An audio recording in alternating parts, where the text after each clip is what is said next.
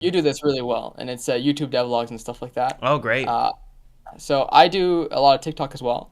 My TikTok is by far my most popular social media, and Awesome. it's great to have so much input from people when you manage to get reach so wide.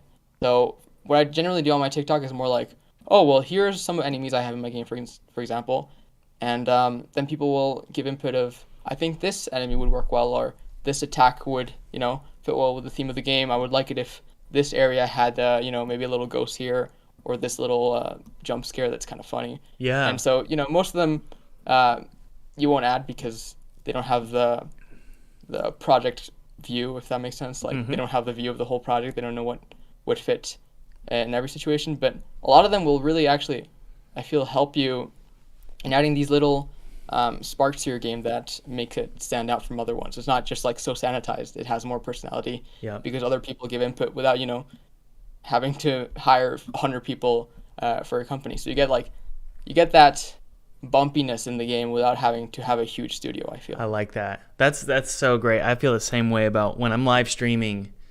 For sure. So many great ideas will pop up, and they're from my audience. Hmm. And sometimes I'm hesitant to take all the ideas because they're so good, and I'm like, Yeah, am too I much. like, is this Yeah, legal for me to like take a yeah, great idea from social media and just put it in the game? So that today we're probably going to do a little bit of brainstorming with enemy design, and that's something you're totally right. Like if you have a weakness, but you have an audience, use that audience to for sure. fill in those gaps. Yeah, It's totally free. yeah. And people will really enjoy it because they get to see somebody else learn and make their own creation out of it. So it's really Yeah. enjoyable as an audience member as well. Now, how does this help you start a studio, though? Yeah. Is it financial, or is it just the encouragement? Is it great ideas and that helps you make a better game that's more profitable? So I think this ties a lot to the crowdfunding and just general other stuff as well. So I made a conscious decision to make one devlog every single week for about 2 months before my Kickstarter, and that really helped in terms Okay. of how many people had eyes on it. And so on top of that, also it had the benefit of having people suggest things. But I feel like building an audience is almost a no-brainer in terms of being able to, what's the word? It's like when your game comes out, you'll have I forgot what you call it. It's like a legion of I people. call it an army, but Legion's good. Yeah, a legion. I didn't quite hear you, but I'll Army, say yeah. legion. Army. There you go. So it's like an enormous friend group that wants to see you succeed, and I think that's fantastic. Yep. Um, and that friend group helps you. It supports you, and you can give them value with showing your progress and maybe some extra tips you learn around along the way.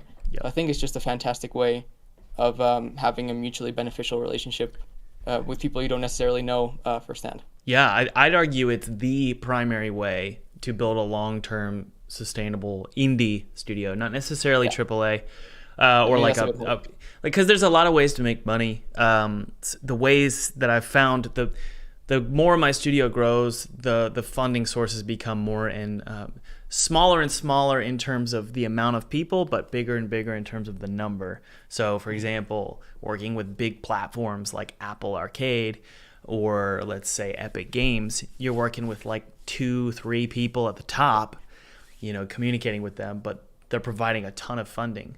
What that means is your freedom is limited to it's not necessarily like they are going to tell you everything you're supposed to do, but you want to make them happy.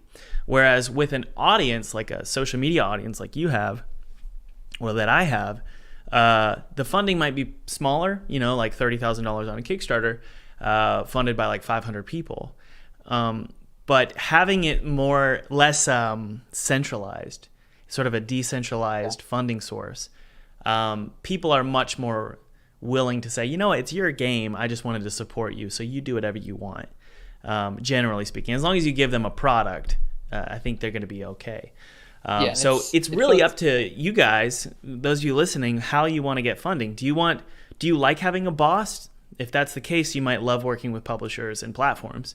If you don't like having a boss, having a community that supports you and funds you with Patreon, Kickstarter, GoFundMe, or just Steam sales, that's an option as well. Just keep in mind that when you have a big audience, it can be stressful despite the fact, they're not going to tell you what to do, but it's always in the back of your mind. You're Am beholden I to the making my algorithm of audience the masses. happy? Yeah. What's that? I said you're beholden to the algorithm of the masses almost. You are. You Yeah. are. And there are days, I don't know if you feel this way, but there are days when I'm like, I'm so done with doing YouTube content. I'm so done with Instagram, TikTok. I'm sick of it. I'm sick. Because you'll read, like, for me, I'll read like one nasty comment and I'm like, I can't do this. But other days I'm like, man, everyone's so encouraging. But you'll read that one nasty comment, that one mean comment, and it might ruin your whole day, Yeah, TikTok is specifically difficult in this regard because your followers almost don't matter. So you have to make a good video every single time, and it has to be Wow. your best one. So it's really tough in that regard. So you're always looking at the metrics, like, oh man, Yeah, why didn't all this the video time. do as well Yeah. as the last one? It's like, did people click off at this specific moment? Is it something that I said in this moment that didn't make it work as opposed to the other times? But you Yeah. know, it's still fine. It's still a fun experience when it works. So Social media is so bizarre. I'm not a huge fan, despite the fact that I tell everybody to do it because it's good for your studio, but it's exhausting and it's sad. I mean, it's a There's a reason for why sad people have it place as a to job. spend all your time because, I mean, for me, it's less about. Okay, you should be building a very strong community that's relationship oriented, where you're communicating with your audience. But what the algorithms do is they kind of ensure that you spend most of your time trying to impress people. So it's like a relationship if you were dating or something where every conversation and everything you did was about flexing and impressing your girlfriend. Whereas a good relationship, a healthy one, is communicative. It's mutually beneficial. You're having conversations. And so you have to always bring yourself back when you're doing social media, when you're doing devlogs, when you're doing TikTok. You always need to make sure you bring yourself back to a place of community. Otherwise, it suddenly turns into this, I'm going to impress you with content. And that means it's not as pure. There's not you're not being yourself. Do you ever feel that way? I completely agree. Yeah, and I very consciously, I mean, the meta on YouTube is almost to be the funny guy for your devlogs. Yep. And I am not the funny guy. Me in neither. terms of, I cannot be funny scripted. It just doesn't work.